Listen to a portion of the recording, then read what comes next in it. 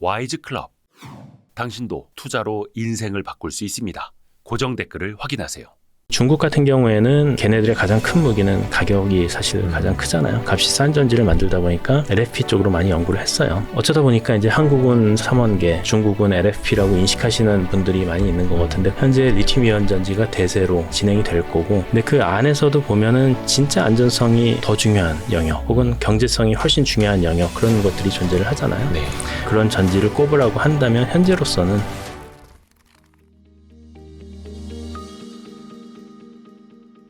센터장님이라고, 예. 정경윤 센터장님, 예. 한국과학기술연구원 에너지저장연구센터장. 예. 깁니다. 예. 한국과학기술연구원, 줄여서 그 키스트라고 부르는 거 맞죠? 예, 맞습니다. KIST. 예. 보니까 여기가 66년도에 설립됐더라고요. 예, 굉장히 오래됐습니다. 예. 오, 그러니까요. 혹시 그 한국과학기술연구원 에너지저장연구센터 모르시는 분들을 위해서, 저도 최근에 알았습니다만 예. 어떤 일 하시는 곳인지 좀 알려주세요. 일단 키스트는 우리나라 최초의 정부 종합 출연연구원이라고 보시면 되고요. 네. 그래서 이제 뭐 과거에는 캐치업하는 기술들을 많이 연구했는데 최근 들어서는 좀 미래지향적인 어떤 기초 원천 기술들을 많이 연구하고 있고요. 네. 에너지 저장 연구센터는 이제 에너지 저장에 관련된 연구를 하는 데인데, 그게 쉽게 말씀드리면 배터리 연구하는 데입니다. 그래서 이제 2차 전지 위주로 주로 네. 연구를 수행을 하고 있습니다. 원천 기술을 개발을 해서 그거를 기업에게 기술 이전하기도 하고, 기업들은 여기서 원천 기술을 사다가 자기네들이 개발을 해서 상용화하기도 하는 거고요. 예, 그렇습니다. 저희가 이제 개발한 기술 중에서 기업들에서 이제 이거 쓰면 좋겠다라고 생각되는 거는 저희한테 이제 기술 이전을 해가서 예. 그거를 이제 제품에 적용하거나 이런 일들도 하고요. 혹은 뭐 그러니까 정부 사업이나 이런 걸 통해서 기업과 연구소, 또 거기 학교도 들어가지만 산학연 공동 연구를 수행하기도 합니다. 혹시 그 우리 에너지 저장 연구센터에서 이거 우리가 개발한 건데 저 기업이 이제 이걸 사가가지고 대박 냈다, 아니면 상용화돼 있다, 혹시 알려주실 만한 거 있을까요? 뭐 아주 예전에는 좀 저희가 기술 이전을 많이 했었는데, 네. 저희가 이제 주로 하는 연구가 이제 차세대 2차 전지 관련된 연구를 하다 보니까 최근 들어서는 그런 시기가 뭐 크게 오지는 않았고요. 네. 뭐 조그맣게 기술 이전이 간간히 일어나고는 있습니다. 그래서 뭐 최근 들어서도 전고체 전지의 고체 전해질 관련된 기술들을 뭐 이전을 좀 하기도 했고요. 네. 근데 이제 그런 것들이 실제 소비자들이 보실 정도가 되려면 아직 시간이 좀 더 그렇죠. 필요한 그런 상황입니다. 그럼 여기서는 막 박사님들이 계속 막 이렇게 연구 개발하고 계시는 거고, 예. 그 이제 센터장님이 일 똑바로 해, 빨리빨리 해, 막 이렇게 하시는 거고. 뭐 그렇진 않습니다. 같이 협업하는 관계고. 네. 지금 또 센터장님이 같이 논문 쓰시고 연구하시는 걸로. 예, 저도 연구도 알고 하고 있습니다. 있고요. 예. 센터장 일을 맡고 있다 보니까 행정 업무도 좀 하고 있고 그렇습니다. 네.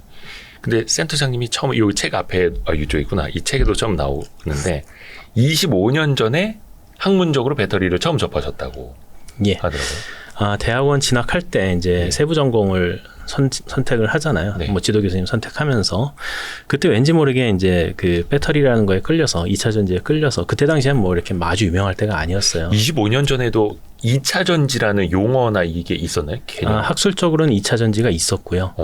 일반인 분들께서는 2차 전지라는 것보다는 충전지라는 거를 충전지. 많이 용어를 많이 썼죠. 예. 그 당시면은 어떤 거였을까요? 그 당시에 충전지라면은 그때 당시에 이제 90년대 후반인데 그때 많이 쓰던 게 뭐 기억하실지 모르겠지만은 뭐 그 워크맨 같은 것들, 그런데 니켈 MH 전지나 네. 조금 더 오래된 버전 니켈 카드뮴 전지가 들어가 있었고요. 더 과거로 가면은 이제 납축 전지가 있고요. 제가 90년대 후반이었으니까 그때 당시에도 리튬 이온 전지는 존재했습니다. 지금만큼 큰 규모는 아니지만. 맞아요. 그때 이거 니켈 망간 이라고 해야 되는 거예요? 니켈 수소 전지요. 예. 니켈 MH가 메탈 하이드라이드입니다. 영어의 메탈 하이드라이드. 그게 니켈 수소. 예. 하고 니켈 카드뮴. 예. 이거 예전에 그 워크맨하고 마이마이. 예, 그런 데도 있었고, 가정용 무선 전화기. 집에서 쓰는 거 있잖아요. 들고 다니는 거 말고. 옛날 바텔 막 이런 거. 예, 뭐 그런 데 들어갔었습니다. 세워놓고 충전하고 이런 것들. 거기 들어갔던. 그래서 정말 오래 못 갔던 그런 충전지들. 지금도 쓰이고 있긴 합니다. 이제 그러니까 그 충전 시간이. 충전 시간이요. 예, 사용 시간은 좀 짧았고요. 네. 특히나 니켈 계열의 니켈 카드뮴이나 니켈 MH 같은 경우에는 카드뮴이 좀 심하고 니켈 MH가 좀 덜하긴 한데 메모리 이펙트라는 게 있어서 소비자가 체감하는 용량이 좀 더 작게 느껴질 때가 꽤 있었습니다. 좀 배터리 역사에 대해서 우리 센터장님한테 좀 배워보면 더 의미가 있을 것 같은데 저도 깜짝 놀랐습니다. 2000년 전에 예. 배터리가 있었다. 배터리로 추정하는 게 있는 거죠. 그러니까 예. 이제 고고학자들이 바그다드 그쪽 지역에서 바그다드요? 뭔가를 이제 뭐 출토했다고 하나요? 뭐 이렇게 좀 찾아냈는데 항아리랑 금속 조각 2개가 같이 발견이 된 거예요. 항아리 안에 금속 조각 2개. 예. 그리고 서로 다른 금속이죠. 네. 그래서 이제 이게 뭘까 하고 고고학자들이 많이 연구를 해보니까 거기에다가 이제 걔네들 잘 설치하고 와인을 넣거나 혹은 산 종류의 어떤 액체를 집어넣게 되면 네. 굉장히 소량이긴 하지만 전기를 발생을 시킵니다. 그러니까 배터리의 아주 초기적인 형태입니다. 예. 그래서 아주 과거에 뭐 도금이나 이런 데 쓰지 않았을까라고 추측을 하고 있죠. 이게 이제 나중에 더 많은 연구를 통해서 뭐 다른 거로 밝혀질 수도 있겠지만은 지금 현재로서는 배터리의 아주 초기 형태로 그렇게 믿어지고 있습니다. 그게 이른바 바그다드 전지라고 예, 맞습니다. 하는 것. 이게 어디 뭐 실물이 뭐 있나요? 어디? 글쎄요. 저도 실물을 뭐 그 학술 자료로 어딘가 남아있는. 그 출토가 된 거니까 그게 어딘가 지금 전시는 돼 있지 않을까 생각이 됩니다. 예. 그리고 또 우리가 그냥 일상적으로 배터리라고 용어를 쓰는데 이것도 어원이 되게 재밌다면서요. 예, 배터리가 이제 저도 배터리 공부를 하고 나서 이제 뭐 출장을 가거나 네. 뭐 미국 쪽 특히 가보면은 가시다 보면 배터리 파크라는 게 종종 보이실 거예요. 배터리 파크. 예. 금문교에서 이제 북쪽으로 올라가면 네. 거기 차 타고 이렇게 언덕 올라갈 수 있거든요. 그 네. 위쪽에 가면 배터리 파크라는 데서 금문교를 이렇게 내려다볼 수가 있어요. 그 다음에 이제 뉴욕에 가더라도 그 자유의 여신상 들어가는 배 타는 데가 아마 배터리 파크라고 명칭이 돼 있습니다. 그래서 저도 이게 왜 배터리 파크일까라고 했는데 나중에 이제 찾아보니까 배터리 원래 그게 먼저고요. 네. 파크가 먼저고 이 배터리가 그 이름을 갖다 쓴 거예요. 그래서 그 배터리 파크라는 게 뭐냐면 원래는 배터리죠. 배터리인데 그 배터리가 뭐냐 하면 이제 전쟁을 할 때 대포를 이렇게 가지런히 정렬시켜 놓고 네. 걔네들이 이제 뭐 동시에 쏘거나 하면서 이렇게 좀 전투력을 높이잖아요. 네네. 근데 이제 대포가 이렇게 정렬돼 있는 모양이랑 우리가 지금 사용하는 배터리가 이렇게 동그랗게 꽂혀 있잖아요. 걔네들 모양이 좀 유사하다라고 해서 어원이 그 대포의 배터리에서 끌어다가 이 배터리 전지 쪽에도 지금 사용을 하고 있는 그런 상황입니다. 대포의 포신이 이렇게 정렬돼 있던 거를 배터리라고 불렀던. 예. 그러네요. 이거를 왜 그런지 이제 어원은 딱히 생각을 해보질 않아가지고. 근데 거기에서부터 배터리의 모양 가지고 어원이 만들어진 거고. 예. 그 야구할 때도 투수랑 포수를 배터리라고 부르잖아요. 예. 거기서는 이제 모양 때문에 이렇게 붙인 건 아니고, 예. 그래도 야구는 물론 모든 선수들이 다 열심히 뛰지만, 네. 그 주 화력이라고 생각을 하면 이제 포수와 투수와 포수가 이제 주 화력이잖아요. 네네. 그래서 주 화력이라는 의미로 배터리라는 표현을 씁니다. 투수를 일종의 대포처럼. 예. 그러면 포수가 투수한테 공 건네주는 걸 충전하는 거고. 투수가 공을 투수가 던지는 포수한테 게? 주는 게 충전이라고 보는 게 좋을 것 같고요.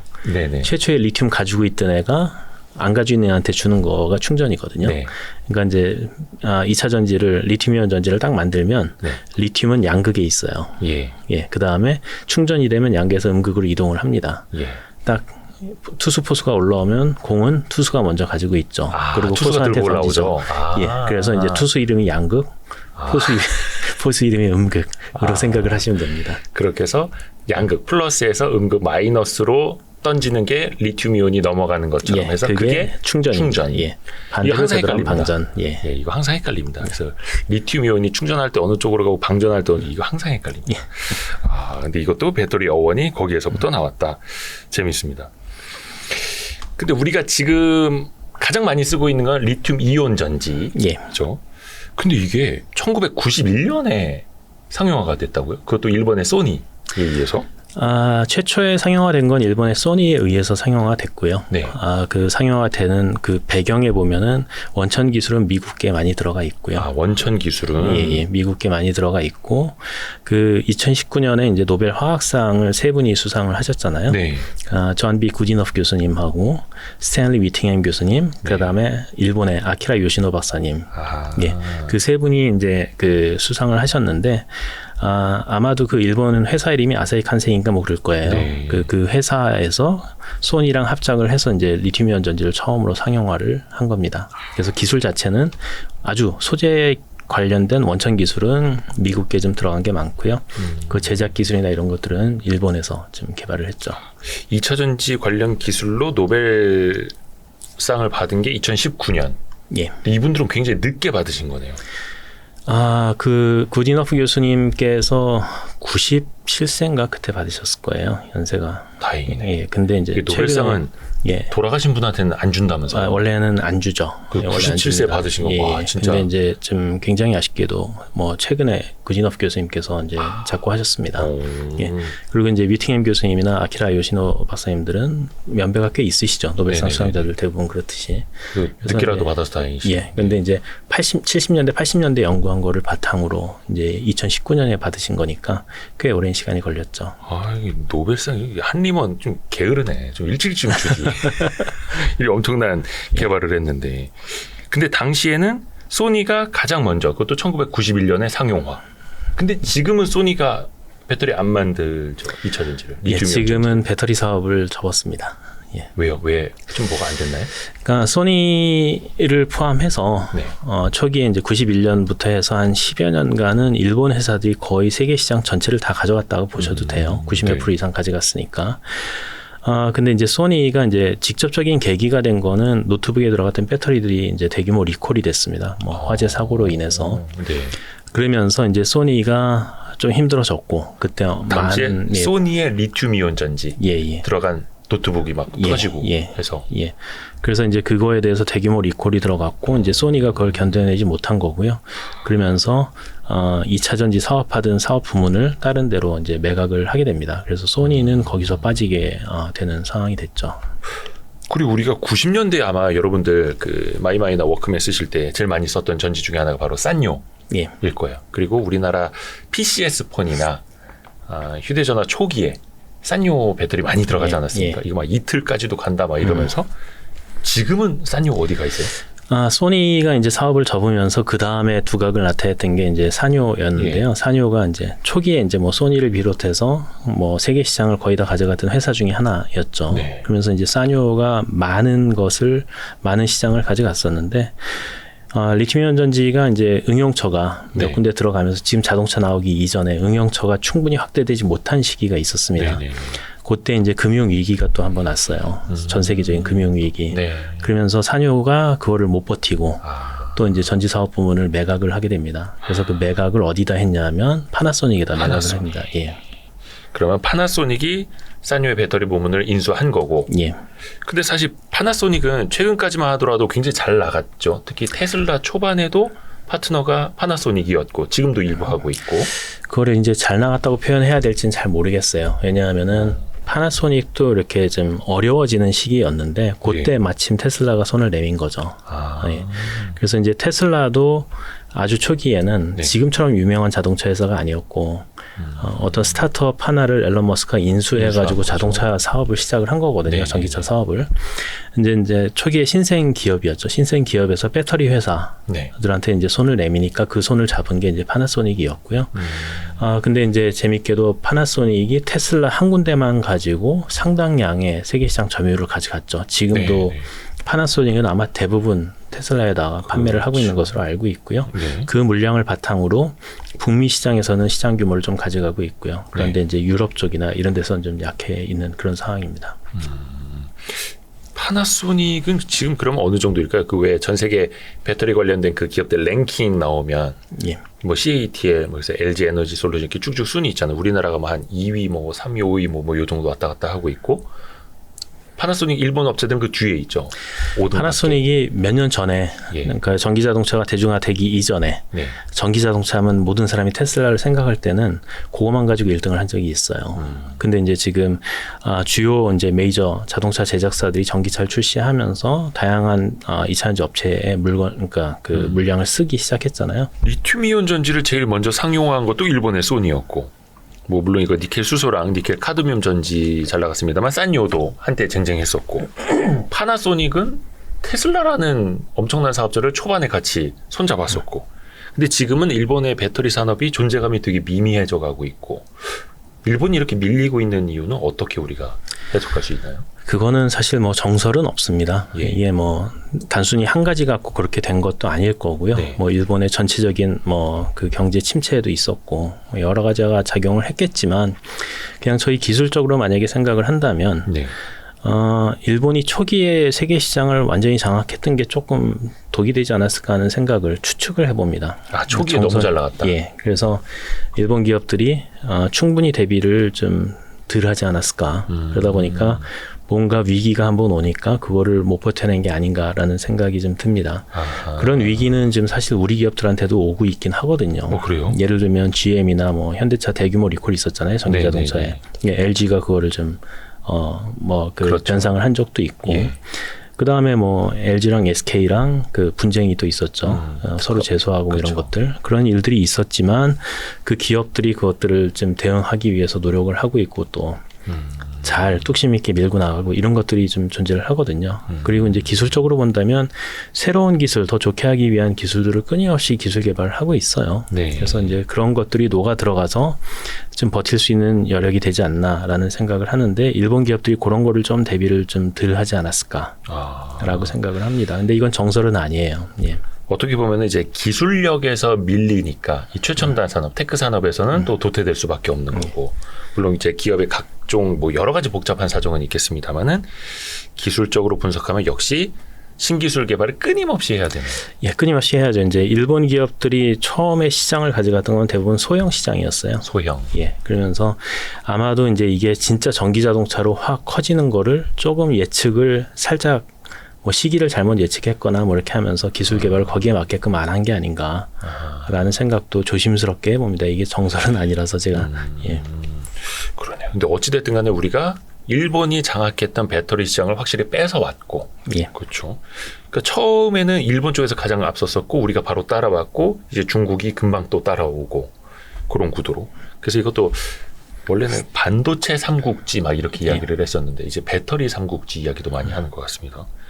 근데 책에서도 표현을 하신 게 앞으로는 군대에서 총알보다 배터리가 더 중요해질 거다라고 강조를 하셨더라고요. 물론 배터리 그 연구 개발하시는 분이니까 그렇게 이 팔이 좀 안으로 굽겠습니다만 그렇게까지 표현하신 이유는 뭘까요? 물론 총알이 더 중요하겠죠. 전쟁터니까. 네. 하지만 이제 그 군인들이 사용하는 장비들이 점점 첨단화되고 지금 요즘 병사들이 이제 다닐 때도 보면 전자장비들을 많이 가지고 다니거든요. 네. 근데 그런 전자장비들이 대부분 전기를 통해서 움직여야 되고 대부분이 아니죠. 전부 다가 전기를 통해서 움직여야 되고 그 네. 전기의 공급원이 배터리가 됩니다. 네. 그래서 그 전자장비가 만약에 멈추게 되면 전투력이 확 떨어지는 거거든요. 그래서 어떠한 방식으로도 배터리를 찾게 되지 않을까. 그러니까 그 장비들 계속 구동을 해야 되니까. 예. 그래서 앞으로는 첨단전일수록 배터리가 반드시 필요할 수밖에 없는 거고 배터리 없이는 이제 군도 운용할 수가 없는. 꼭 필요한 거죠. 일단 지금도 보면 통신병들 배터리 없으면 아예 그렇죠. 통신이 안 되면 통신만 두절돼도 굉장히 힘들어지잖아요. 그렇죠, 그렇죠. 예, 그런 일들이 많이 있을 거기 때문에 좀 더 좋은 배터리, 신뢰성 있는 배터리가 점점 더 중요해질 겁니다. 맞습니다. 그래서 배터리가 없이는 안 되는. 거기도 대부분 군사용도 리튬이온 전지가 들어간다고 보면 될까요? 여러 가지가 들어갑니다. 리튬이온 전지도 있고요. 예. 1차 전지 형태가 들어가는 것도 있고요. 뭐 예를 들면 무전기 같은 경우에는 2차 전지가 편하겠죠. 복귀하면 충전해서 또 쓰고. 근데 네네네. 미사일 같은 데는 2차 전지가 필요 없죠. 한 번 쓰고 끝나는데. 예. 그러니까 이제 거기는 쏘기 직전에 작동 시작해서 한 번 쓰고 신뢰성 있게 쓰고 끝나는 전지들이 들어가기도 합니다. 미사일에도 전지가 많이 들어가요. 예, 들어갑니다. 그 뒤에 그러니까 추진체는 연료고 예. 뭔가 이 뭐라 해야 되나 유도? 뭐 그런 것들 그 미사일도 전자 장비로 이용해서 제어를 하기 때문에 배터리가 필요하죠. 계속 지상과 교신하면서 날아가고 방향 찾고 거기에도 그래서 배터리가 계속 쓰이는. 예.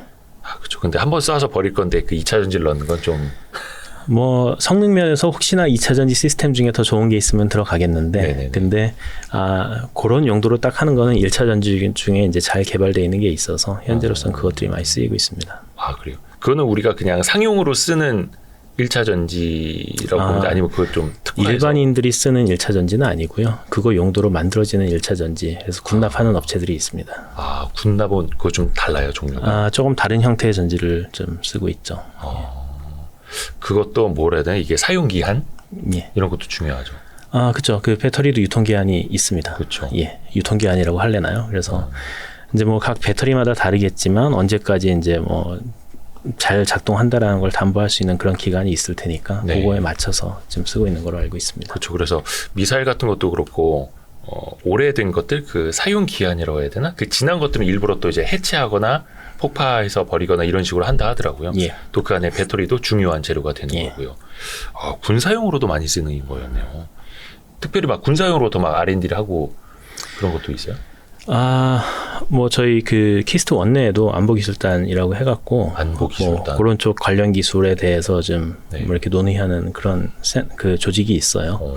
그래서 이제 군용으로도 저희도 뭐 가끔가다 의견도 내고 혹은 뭐 그 관련된 기술들 좀 개발하기도 하고 근데 뭐 그런 것들은 아마 제가 자세하게 얘기하면 안 될 것 같은데요. 잡혀가나요? 아, 뭐 잡혀가는지 잘 모르겠고요. 다시는 볼 수 없나요? 센터장님은. 근데 일단은 91년도에 소니가 상용화한 리튬이온 전지 예. 그리고 지금 대부분이 리튬이온 뭐 이런 태블릿 안에도 그거 없이는 이제 사용을 할 수가 없겠고 그러면 90년대의 리튬이온 전지랑 지금 우리가 쓰고 있는 리튬이온 전지랑 용량이 커지고 뭐 시간이 오래가 이거 외에 또 뭐 기술적으로 어떤 게 좀 많이 달라졌을까요? 일단 기본적인 개념은 유사합니다. 네. 그러니까 이제 리튬이온 전지라는 시스템이 딱 결정이 되면 거기에 양극은 어떤 계열, 음극은 어떤 계열, 전해질은 어떤 계열 이런 것들이 좀 유사하게 들어가는데 네. 그 안에서 기술적인 발전이 계속 일어났죠. 그래서 뭐 단적인 예로 만약에 설명을 드리면 90년대 리튬이온 전지는 리튬 코발트 옥사이드라는 거를 양극 소재로 썼어요. 리튬 코발트 옥사이드. 예, LiCO2. 네. 라는 걸 양극 소재로 썼어요. 지금의 이제 그 자동차에 들어가는 리튬이온 전지 같은 경우에는 NCM이라고 표현하는 네. 삼성분계라고 표현을 하죠. 네. 그런 소재가 쓰입니다. 그게 뭐냐면 아까 말씀드린 리튬 코발트 옥사이드의 코발트 자리에다가 네. 코발트만 있는 게 아니고 니켈과 코발트와 망간이 섞여 있는 형태로 네. 들어가는 형태가 되고요. 그거 이외에도 양극재도 초기 버전에 비해서 지금은 표면 코팅도 돼 있고 형상도 제어가 돼 있고 뭔가 굉장히 디테일한 기술들이 많이 들어가 있는 거라고 보시면 됩니다. 형상 제어요? 그러니까 입자 모양 같은 걸 제어를 합니다. 입자 모양을 제어하는 거예요? 예. 이거 좀 더 깊이 들어가면 어차피 이해를 못할 것 같긴 한데 한번 여쭤는 보겠습니다. 예. 입자 모양을 제어한다는 게 어떤 의미예요? 뭐 전시회 같은 데 가보시면은 리튬이온 전지에 소재다 뭐 하면서 이렇게 병에 검은색 파우더 들어있는 것들 전시가 돼 있잖아요. 그렇죠. 그러니까 투명한 유리병 같은 데 담아와서 이게 예. 파우더입니다. 검은색 이게 파우더. NCM이에요. 뭐 예, 그렇게 예. 표현을 하죠. 예. 그 파우더의 형상을 제어를 합니다. 그러니까 이제 대충 그 파우더들이 하나의 알갱이를 빼서 보면 네. 수 마이크로 내외에서 왔다 갔다 하는 크기로 있거든요. 네네네. 근데 걔를 이제 전자현미경으로 보면은 어떤 애들은 찌그러져 있고 어떤 애들은 동그랗고 뭐 이렇게 돼 있어요. 네. 근데 이제 그 목적이 대부분은 이제 좀 균일하게 동그랗게 만들려고 노력을 하는데 네네네. 그런 형상 같은 것들을 제어를 하고요. 그 다음에 이제 전극의 패킹 덴시티라고 하는 뭐 그 밀도를 높이기 위해서 그 입자의 크기도 제어를 하고요. 굉장히 좀 디테일한 기술들이 많이 들어갑니다. 예. 그러니까 입자의 모양, 예. 입자의 크기를 제어를 하는 거예요. 예. 그게 어디 뭐 우리가 떡 한 쪽 만들 때 이렇게 하는 거는 아닐 텐데 예. 그것도 뭐 합성 과정을 제어를 하죠. 온도라든지 그렇죠. 이렇게 뭐 온도나 뭐 농도 뭐 이런 것들 다 제어를 해서 이제 이거를 이제 고상법으로 만드냐 아니면 공침법으로 만드냐 제가 좀 너무 어렵게 들어가나요? 네, 어렵습니다. 예. 고상법, 뭐 합성 예. 과정에서 거기에 들어가는 파라미터들을 제어를 해서 그게 예. 시간, 뭐 온도도 될 수 있고 뭐 어떤 농도도 될 수 있고 그런 것들 제어를 해서 그래서 형상이나 이런 것들을 제어를 해냅니다. 아무래도 저도 그 양극재 만드는 기업 한번 탐방을 가서 촬영을 한 적이 있는데 오라 그래놓고 하나도 못 찍게 해가지고 예, 비밀일 겁니다. 대부분. 제가 봤을 예. 때는 그냥 뭐 이렇게 분체 이송하는 것 같고 어디선가 뭐 굽거나 찌거나 뭐 해서 이렇게 포대자루 훅 나오는 것 같은데 물론 그 안에서 뭔가는 진행이 되겠습니다만 겉으로 봤을 때는 하나도 모르겠는데 그것도 찍으면 안 된다고 막 이래가지고 예. 그리고 이제 전문가들이 보면 힌트를 얻거든요. 그러니까 이제 뭐 굉장히 뭐 다 개발해놓고 보면은 단순한 기술인 것 같은데 그걸 알아갈 때까지가 굉장히 힘든 거거든요. 그래서 어떤 뭐 양극재 공장이나 이런데 뭐 아니면 전지 조립 공장 이런 데 가더라도 딱 전문가가 보면 저런 방법이 있구나 금방 따라할 수가 있어요. 뭐 양극재 공장 같은 경우에는 가면은 이제 소성하는 온도 적혀 있잖아요. 네네네. 그것만 쳐다봐도 온도 여기서 하는구나를 알 수 있으니까. 소성 온도 예. 그런 것뿐만 아니고 뭐 분위기 제어 어떻게 하는지 어떤 형태로 얘를 이송하는지 이런 것들도 다 노하우이기 때문에요. 예. 그래요. 아까 뭐 분 무슨 제어요? 분위기 제어 뭐 이렇게 분위기라고 해갖고요. 우리 기분 이런 분위기.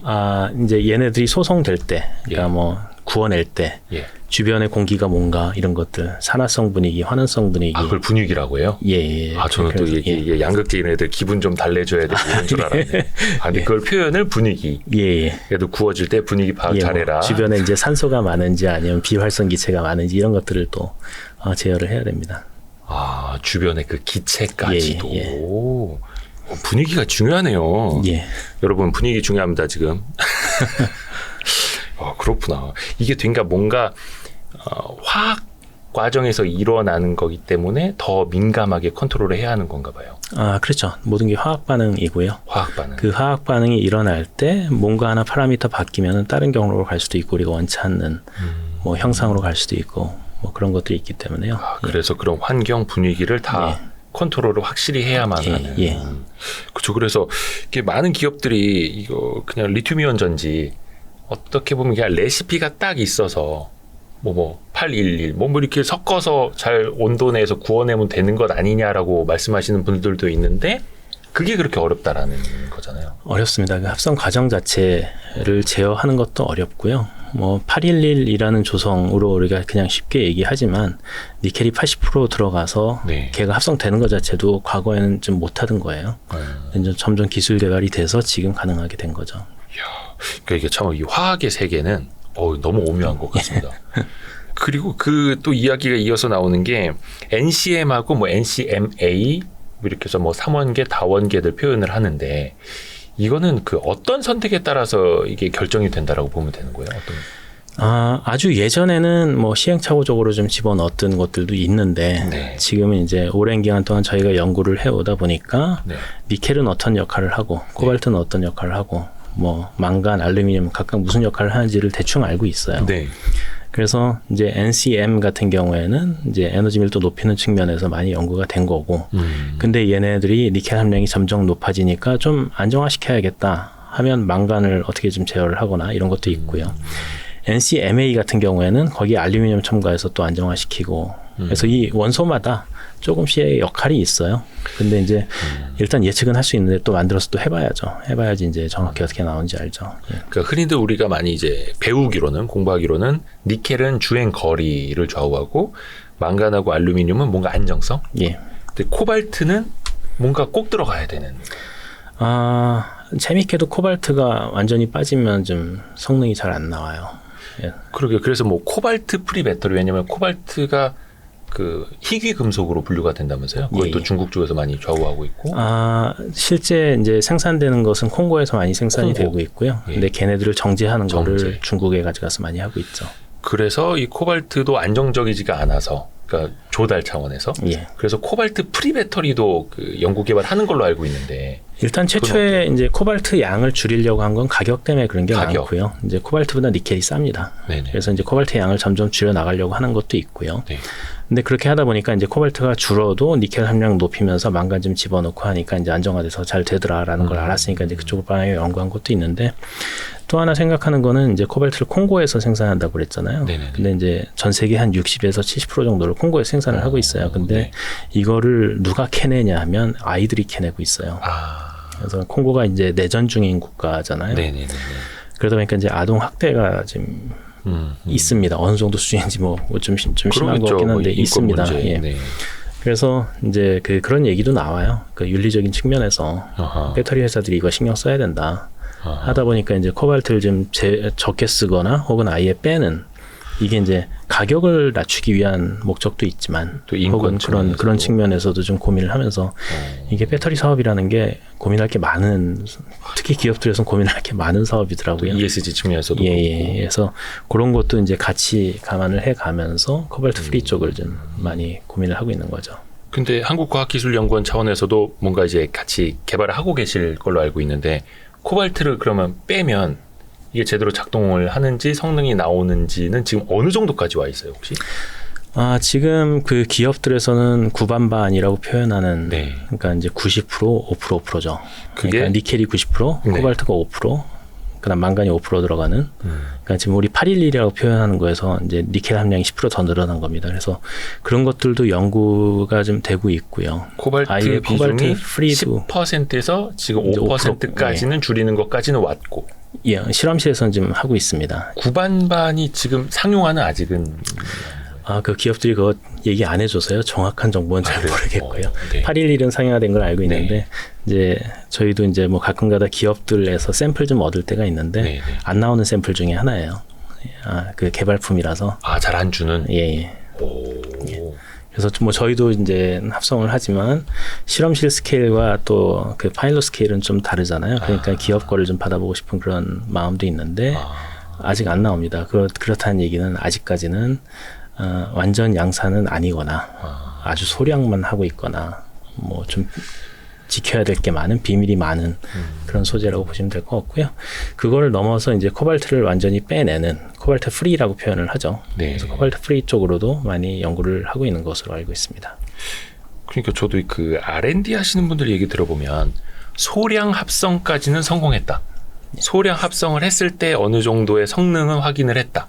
근데 이게 대량으로 생산을 할 때 되는지 안 되는지는 모른다. 어렵다라고도 이야기하시더라고요. 그 차이가 되게 큰가 봐요. 그죠. 이게 이제 소량 합성할 때는 모든 파라미터들을 제어하기가 좀 쉽고요. 대량으로 가면 어려워지고. 네. 뭐 예를 들면 라면 하나 끓이면 맛있지만 15개 한꺼번에 끓이면 맛없잖아요. 확 와닿네. 예. 확 와닿네. 그런 느낌으로. 예. 근데 이제 코발트 프리는 아직까지는 조금 더 예, 아직 가봐요. 연구 개발 중입니다. 예. 그러면은 니켈도 사실 이제 가격이 몇 년 전에도 좀 등락, 그죠? 급변동 많이 했었잖아요. 또 특히 뭐 이제 중국의 어떤 업체에서 뭐 이거를 또 예, 독과점 하거나 뭐 독과점 하거나 예. 그래서 막 이 가격도 많이 춤추고 그 니켈 가격에 대해서는 특히 이제 막 80% 90%까지 올라가게 되면 비중이 함량이 그럼 더 위험에 더 많이 노출되잖아요, 이것도. 예. 근데 이게 이제 광물 차원에서 보면 네. 니켈이 좀 덜한 편이에요. 전체 광물 차원에서 리튬하고 보면. 코발트랑 비교할 때에 비해서는. 네. 이제 리튬이 어디 쓰이나를 보면 리튬이온 전지가 나오기 이전에 리튬이 쓰이는 곳이 이렇게 많지가 않았어요. 예. 그러니까 우울증 치료제 성분으로 쓰였고, 리튬이요. 예, 우울증 치료제. 예. 그다음에 유리 가공할 때 뭐 좀 들어가고 어디 첨가제 형태로 좀 들어가는 형태라서 이게 양이 많지가 않았어요. 근데 리튬이온 전지가 나오고 나서 리튬의 거의 대부분을 리튬이온 전지에 쓴다고 보시면 돼요. 네. 그러면 이제 리튬이온 전지의 수급에 따라서 이제 이 가격이 변동폭이 굉장히 커지는데 코발트도 이제 생산량도 좀 적고 니켈에 비해서 네. 그다음에 코발트도 니켈에 비해서는 다른 산업에 많이 쓰이진 않아서 좀 변동폭이 큽니다. 근데 니켈 네. 같은 경우에는 우리 스테인레스 스틸이라고 표현하는 스테인레스 강 있잖아요. 네. 거기에도 들어가요, 니켈이. 그래서 어. 쓰이는 데가 많아서 그리고 이제 2차 전지가 차지하는 비중이 상대적으로 다른 거에 비해서는 좀 적어서 그 변동폭이 좀 작은 건 사실이지만 변동폭이 있죠. 그래도. 예. 리튬보다는 덜 하지만. 예, 리튬보다는 덜 하지만은 변동은 있습니다. 그래서 그 부분도 좀 잘 제어라고 할래나 우리가 광물 확보를 좀 해야 되는 뭐 그런 상황입니다. 이게 사실 이제 리튬이온 배터리니까 당연히 리튬이 없이는 설명이 안 될 텐데 리튬은 보통 어느 정도 들어가 이게 비중으로 봤을 때 배터리. 비중까지는 제가 정확히는 잘 모르겠는데 이제 뭐 양극재로 만약에 예를 든다면 리튬 코발트 옥사이드에 하나 리튬이 1몰 들어가면 코발트 1몰, 산소가 2몰, 음극에는 흑연 들어가고 다른 부자재 있고 하다 보니까 정확히 비중은 모르겠는데 뭐 한 1-20% 내외 아닐까 생각이 됩니다. 예. 뭐 틀릴지도 모른다 그 숫자는. 네. 그러니까 이 양극재라는 게 완성이 되려면 당연히 그 전구체에다가 리튬을 같이 섞어야 양극재가 완성이 되는 거죠. 양극재가. 예. 그렇게 우리가 항상 그 뭐 811 구반반 이런 거 생각하다 보니까 리튬 비중을 빼고들 좀 생각이 되는 것 같아요. 그거를 이제 빼고 얘기하는 이유는 리튬이온 전지에 리튬은 당연한 거기 때문에 짜장면에 짜장이 얘기를 할 필요가 없는 거죠. 리튬은 당연히 있는 거죠. 예. 리튬이 하얀 가루. 리튬의 산화물 그러니까 그 리튬이 석출되는 그게 하얀색으로 나와 있죠. 예. 실제 리튬 금속은 약간 은색빛 비슷하게 나와 있습니다. 예. 리튬 금속은. 예. 근데 리튬이 뭐 바다에서 이렇게 좀 구할 수 있다고 하더라고요. 바닷물 속에도 리튬은 존재하는데 네. 그 양이 좀 많지 않기 때문에 네. 경제성이 아직 안 나오는 거죠. 추출하는 기술 자체는 좀 개발이 좀 돼 있어요. 근데 네. 이제 이게 이제 산업으로 들어오려면 적절한 가격에 들어올 수 있어야 되는데 아직 그 경제성이 맞춰지지 않은 상태고요. 현재로서는 그 남미에는 염호가 염호. 있고, 그다음 호주에서는 암염 형태로 이렇게 좀 채굴이 되잖아요. 암염, 예. 그러니까 덩어리로 광산. 예, 네. 예, 스포디민 뭐 이런 형태로 덩어리로 채굴되고, 남미에서는 우리 그 염전 생각하시면 됩니다. 네. 염전처럼 물 증발시키면은 그 리튬 화합물이 딱 남게 됩니다. 그럼 걔를 정제해서 쓰는 거거든요. 그래서 그쪽이 더 이제 경제성이 더 있는 그런 상황으로 보시면 됩니다. 이 제가 잘 몰라서 그러는데 우리나라도 바닷물은 짜지 않습니까? 예, 염전이 있지 않습니까? 예. 그럼 남미에 있는 염전이랑 예, 우리나라에 있는 염전이랑 예. 바닷물이 뭐가 좀 다른 거예요? 걔네들은 이제 리튬을 많이 포함한 염호인 거죠. 그러니까 그래서, 완전히 그냥 오픈되어 있는 바다가 아니라 바다가 호수. 아니고 그 호수일 거예요. 염호라고 보통 표현을 하잖아요. 네네. 그래서 내륙 어딘가 존재할 겁니다. 제가 우리나라에서도 이게 리튬이 어딘가에 막 있다 이런 이야기도 막 나오고 있어가지고. 리튬이 우리나라는 근데 뭐 대부분 자원이 별로 많지가 않아서 네. 그게 이제 뭐 소량 존재할 수는 있겠죠. 근데 네. 이게 경제성이 있을지는 좀 봐야 될 것 같습니다. 예. LFP 배터리에도 당연히 리튬은 들어가고, 그렇죠? 예. 이거는 이제 리튬 인산철이라고 하는데 그 논쟁이 지금은 좀 조용해진 것 같은데 한동안 되게 시끄러웠습니다. 과연 이 LFP 배터리가 3원계 배터리를 대체할 수 있느냐?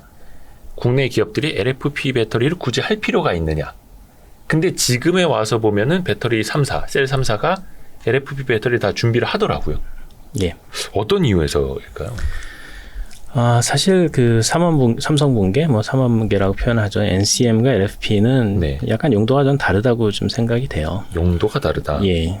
일단 어쩌다 보니까 과거에 우리가 일충전 주행거리라고 하죠. 자동차 한 번 충전해서 얼마만큼 갈 수 있냐. 그거를 나타내는 주행거리가 짧을 때는 그 일충전 주행거리를 높이는 게 중요했어요. 네. 그리고 그 당시에는 자동차 가격은 물론 중요했지만 지금처럼 중요하지는 않았어요. 보조금을 주거나 어떻게든 정책적으로 이걸 보급하려는 노력을 했기 때문에 네. 그래서 이제 일충전 주행 거리를 늘리기 위해서 네. 그러면은 에너지 밀도를 높여야 되고 네. 그 에너지 밀도를 높이는 향으로 연구를 한 게 NCM 삼원계입니다. 네. 근데 이제 중국 같은 경우에는 약간 이제 걔네들의 가장 큰 무기는 가격이 사실 가장 크잖아요. 네. 그러니까 값이 싼 전지를 만들다 보니까 LFP 쪽으로 많이 연구를 했어요. 근데 그 배경에는 또 특허 관련된 것도 있습니다. 중국은 그 특허를 좀 무력화시킨 것 같고요. 중국 내에서. 네, 네, 네. 그래서 이제 자국 내에서 판매하는 거는 큰 문제가 없는 거로 만들어 버렸고 우리나라 같은 경우에는 그 특허가 걸려 있는 상태였고요. 그런 문제도 있었고요. 그런데 어쩌다 보니까 이제 한국은 삼원계, 중국은 LFP라고 인식하시는 분들이 많이 있는 것 같은데 그거는 기술일 뿐입니다. 기술. 예. 그리고 삼원계도 그렇고 LFP도 그렇고 지금은 주요 특허들이 원천 특허들이 우리가 피하지 못하는 원천 특허들은 대부분 시효가 끝났어요. 그래서 지금은 다 해도 됩니다. 그래서 아마도 미래로 가게 되면 얘네들이 물론 일정 부분에서 경쟁을 하겠지만 아마 삼원계는 약간 좀 고성능 쪽의 제품에 많이 쓰일 거고요. 네. 인산철 같은 경우에는 좀 보급형 제품에 좀 쓰이지 않을까라고 생각을 하고 있습니다. 그러니까 용도에 따라서 예. 리튬 인산철뿐만이 아니라 리튬 황, 예. 리튬 공기, 나트륨 이온. 이거 소재에 따라서도 배터리 종류가 많더라고요. 예. 이게 어떤 차이가 있는지 우선은 리튬 황은 어떤 특징이 있는 배터리예요? 일단 지금 말씀하신 세 가지를 저희가 이제 차세대 전지라고 표현을 하고 차세대. 있는데, 예, 그러니까 지금 현 세대가 아니고 그 이후에 사용될 전지라고 표현을 하고요. 근데 이제 차세대 전지라는 거는 언제나 존재를 했습니다. 납축 전지 시절에는 니켈 카드뮴과 니켈 MH가 차세대 전지였고요. 그 시절에는 리튬 이온이 차세대 전지였고요. 연구 개발하는 시기는 있으니까요. 그렇죠. 그래서 이제 이게 상용화가 되면 현 세대가 되는 거고. 네. 지금 이제 리튬 이온이 거의 대세로 사용되고 있긴 하지만 리튬 이온 전지가 모든 곳에 다 쓰이는 게 그게 효율적이냐는 또 생각해 볼 일입니다. 네. 그래서 특정 전지는 다른 특성이 더 좋은 게 있거든요. 그래서 말씀하신 리튬 황전지 같은 경우에는 가장 큰 특징이 그 질량당 에너지 밀도가 높아요. 그래서 쉬운 말씀으로 드리면 상대적으로 가벼워요. 어허. 그래서 가벼운 전지이기 때문에 이제 쉽게 생각할 수 있는 게 항공용으로 쓸 수가 있죠. 그래서 UAV라고 표현하죠. 무인 비행기. 네. 그러니까 Unmanned Aerial Vehicle이라고 표현하는데 네. 뭐 대표적으로 이제 인공위성을 대체해서 상당히 그 인공위성보다 낮지만은 상당히 높은 데 올라가서 예. 지상 관측을 하거나 뭐 날씨 관측하거나 이런 UAV가 있거든요. 그런 데 네. 쓰거나 또 뭐 우리 가깝게 볼 수 있는 건 드론 같은 거 있죠. 네. 드론이 지금 리튬 이온 전지 대신 리튬 설퍼 전지, 리튬 항전지를 만약에 집어넣게 되면 채공 시간이 좀 더 길어질 수가 있죠. 가벼우니까. 예, 예. 이거는 리튬 황은 지금 현재 어느 정도까지 발전되어 있는 거예요? 많이 연구되고 있고요. 네. 우리나라 뭐 대기업에서 몇 년 후에 상용한다는 얘기를 하고 있는데 근데 아직도 좀 돌파해야 될 기술들은 많아서 네네네. 조금은 더 지켜봐야 될 것 같습니다. 모 대기업이라고 표현하시는 건 뭔가 이유가 있어서 그런 건가요? 뭐 특별히 이유는 없는데 제가 네. 한 특정 기업을 그냥 언급해도 되는지 잘 모르겠네요. 아니 뭐 저희 뭐 그냥 골방에서 하는 유튜브인데요 뭐. 그리고 또 하나가 리튬 공기. 이건 이름이 너무 좋은데요? 예. 뭔가 돈이 안 들 것 같은? 리튬 공기 전지는 이제 왜 공기라는 이름이 붙었냐 하면 네. 한쪽 전극을 공기를 쓰기 때문에 그래요. 아 그래요? 예. 그래서 정확히는 산소를 씁니다. 산소. 예. 그래서 이제 이 반대편은 리튬을 쓰고요. 예. 이 한쪽 꾀는 우리 지금 리튬 코발트 옥사이드 흑연 쓰듯이 예. 근데 이제 그 개념에서 바뀌어서 리튬과 공기를 씁니다. 그래서 여기에는 이제 촉매 전극이 들어가 있어요. 얘는 변하지 않고 그냥 있는 거고 네. 반응을 도와주는 애죠. 네. 그러면은 실제 반응에 참여하는 애는 밖에 있는 산소가 들어와서 반응을 하는 거예요. 그러면 한쪽 전극은 무게가 더 가볍겠죠. 네. 그런 식으로 하다 보니까 이제 리튬 이온 전지 대비 에너지 밀도가 상당히 높아질 수가 있어요. 최소한 5배에서 10배 높아질 겁니다.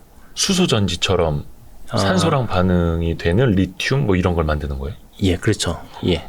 그 안쪽 반응이 이제 산소가 리튬과 반응하는 그런 걸 만드는 거고요. 그렇게 되면 에너지 밀도가 상당히 높아지기 때문에 그렇죠. 용도는 뭐 다양하게 쓸 수가 있죠.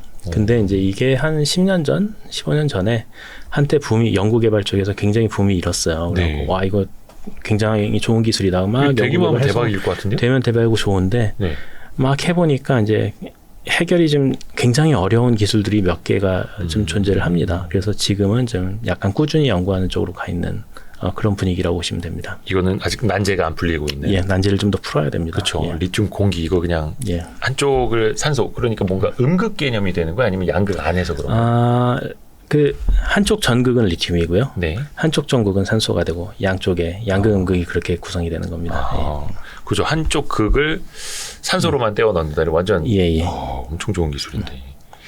나트륨 이온은 이게 말 그대로 우리가 이제 짠내 나는 나트륨 예. 이걸 이용하는 거잖아요. 그렇죠. 이거는 중국 쪽에서도 많이 개발하고 있다고 들었거든요. 나트륨 이온 전지는 원래는 리튬 이온 전지 개발될 때 같이 개발을 했었어요. 그래서 이제 리튬 이온이 양극과 음극 사이를 왔다 갔다 한다. 네. 이걸 락킹 체어 개념이라고 이제 처음에 개발하신 분이 네. 이제 명명을 했는데 프랑스 알만드라는 분이 그걸 했는데 그분이 리튬의 셔틀도 연구를 했지만 소디움의 셔틀, 그러니까 나트륨의 셔틀도 연구하고 다른 원소도 했어요. 그래서 이게 셔틀이 되는구나라는 것까지는 알았는데 이제 리튬 이온 전지가 성능이 워낙에 좋으니까 네네네. 그래서 걔 위주로 이렇게 좀 산업이 형성이 된 거고요. 근데 이제 지금 시대에 오니까 우리가 리튬 이온 전지로 잘 쓰고 있긴 하지만 네. 용도도 다양해지고 이제 경제성이 부각되는 그런 측면에서 네. 그거는 이제 좀 싼 전지를 쓰면 좋을 것 같다. 리튬이 비싸니까. 예, 그런 개념에서도 연구되고 있고요. 또 하나는 이제 음극 쪽에 네. 소듐 이온, 그러니까 나트륨 이온을 받아들일 수 있는 물질이 과거에 딱히 개발이 안 됐었는데 그런 것들이 또 발견이 됐습니다. 그래서 이제 가능성이 보여진 거죠. 그래서 지금 중국의 CATL이 그거를 개발 해서 양산을 하겠다라고 선언은 계속 하고 있는데 이게 조금씩 시기를 미루고 있어요. 네. 그래서 지금 대표적으로는 CATL이 그런 얘기를 하고 있고 북미 쪽의 나트론 에너지 그다음에 영국의 파라디온 이런 데들이 좀 나트륨 이온 전지 개발에 좀 진행을 하고 있고요. 기업 측면에서. 우리나라 같은 경우에도 이제 하는 기업은 있습니다. 그러니까 노력을 하고 있는 기업은 있고 네. 학교 연구소에서는 많이 연구를 하고 있습니다. 아니 근데 이게 나트륨은 에너지 밀도가 좀 떨어진다면서요. 예. 그러니까 같은 용량을 주행거리를 만들려면은 무거워지는 거고. 예. 그래서 전기차용으로는 좀 적합하지 않고 오히려 ESS 같은 에너지 저장 장치에 쓴다면 예. 그거는 괜찮을 것 같다 또 이렇게 나오더라고요. 나트륨 이온 전지는 이론적으로 에너지 밀도가 리튬 이온보다 높을 수가 없어요.